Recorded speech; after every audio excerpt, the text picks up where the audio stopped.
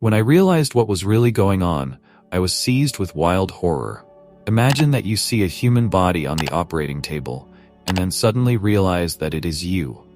In addition, you can hear one of the doctors shaking his head and saying, "That's it. The patient has passed away." Write down the time of death. The doctors did not realize that I had heard everything, and although my heart stopped, my consciousness continued to function. What I have discovered beyond our mortal existence will not leave anyone indifferent. And it doesn't matter if you are an atheist or a believer in the afterlife, everything is not as you are told.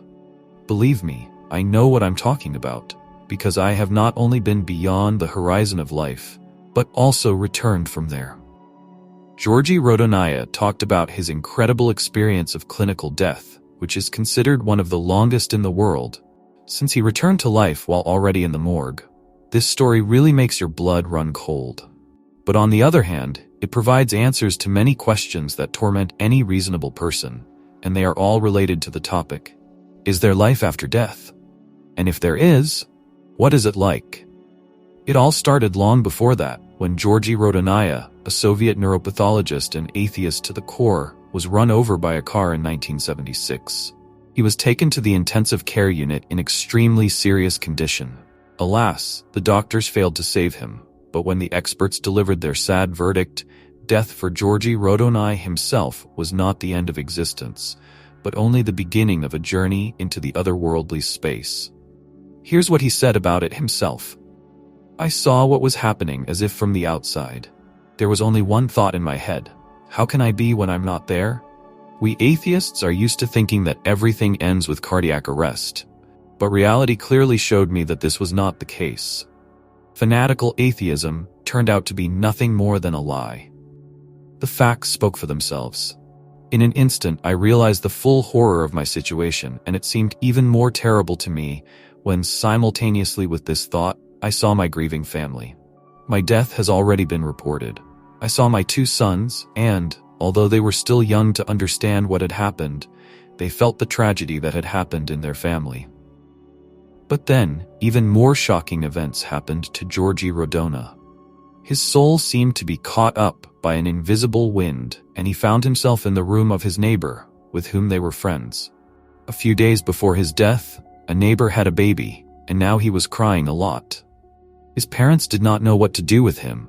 No matter how they calmed him down, the crying did not stop for a minute. And then, Georgi Rodonaia realized that he could talk to him. That's how he described the case. "It was amazing. I couldn't talk to his parents, my friends, but I could talk to a little boy who had recently been born. I asked him what happened. Of course, no words were said, but I got the answer to my question. I think it happened telepathically.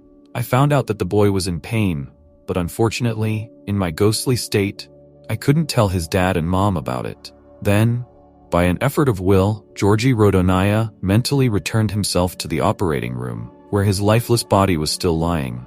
He hoped to somehow let the doctors know that he was still conscious. But that was not the case. The most terrible period of his otherworldly journey began. Everything went dark around him abruptly, and it seemed to him that he had fallen into a dream. But it wasn't like that. He wasn't sleeping. Meanwhile, the darkness around his mind was getting thicker and denser. Georgi Rodonaia recalled, "Although I found myself in total darkness and still could not feel my body, I did not feel any physical pain. Nevertheless, I still understood that it was me and that there was absolute darkness around me. This darkness surrounded me from all sides. It seemed to me that she was pressing on me. I wasn't ready for this, although I still know where I was. It seemed unfathomable."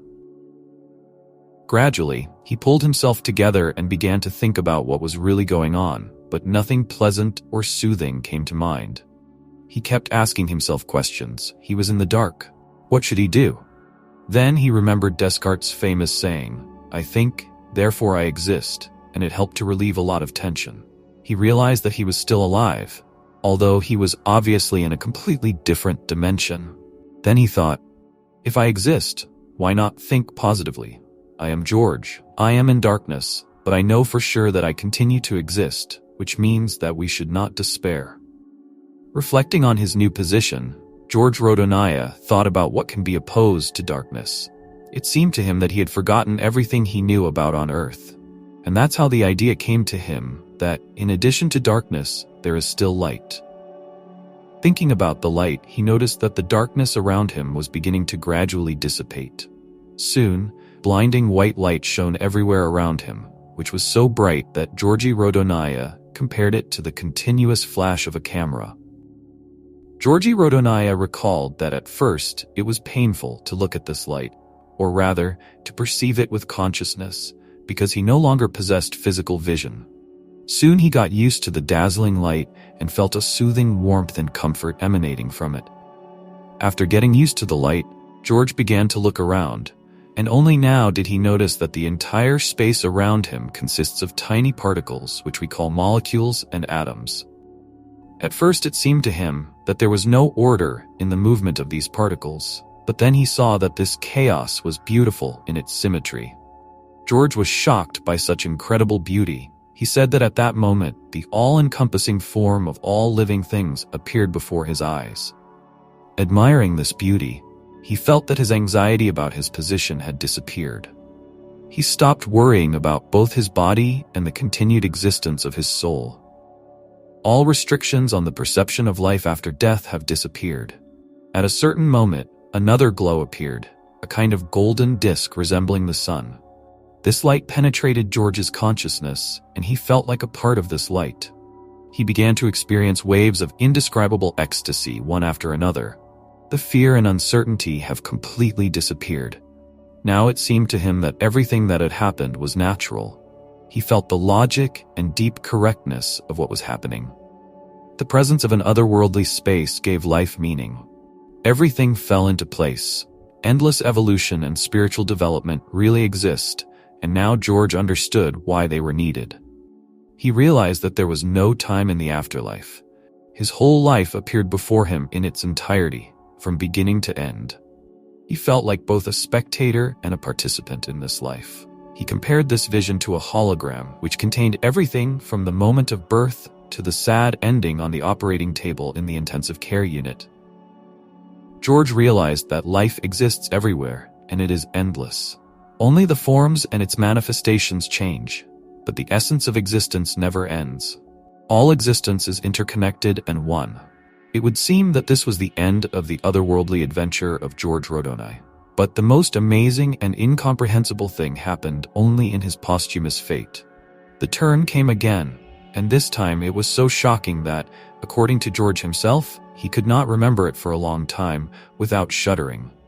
The fact is that while his soul was in other spheres, his body had already been brought to the pathologist for an autopsy. After all, the doctors witnessed his death.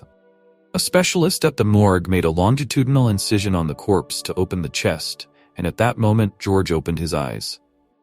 At first, the doctor did not attach much importance to this, believing that it was just a reflex, and closed his eyes.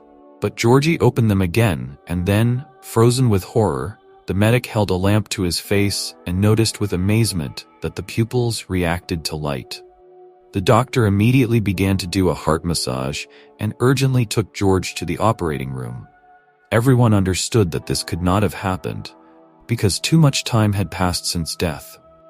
And yet, the one who was already considered a corpse suddenly showed signs of life. When the doctors in the intensive care unit brought George Rodonaia back to life, his soul felt like some invisible force grabbed it and roughly pushed it down into the abyss of darkness and terrible pain. And after a while, he woke up in his body. Such a resurrection from the dead can only be called a miracle. Returning to life, George told his wife and close friends what he had been through while he was dead. Of course, few people believed him.